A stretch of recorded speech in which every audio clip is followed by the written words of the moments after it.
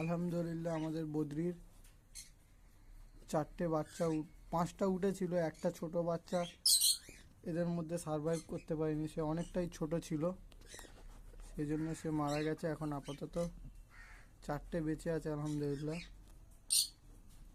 4টেই মাশাআল্লাহ সাইজ ভালো আছে এবং মা বাবা ফিডিংও ভালোই করাচ্ছে। এখন আপাতত এরা এত বড় হয়েছে। একটার গায়ে একটু হালকা হালকা ফেদার এসছে, হালকা একটা গায়ে একটু একটু ফেদার এসছে। এর পরবর্তী আবার একটা আপডেট দেবো। আজকের ভিডিও এখানেই শেষ। ভালো লাগলে চ্যানেলটা সাবস্ক্রাইব করে রাখবেন, কমেন্ট করবেন।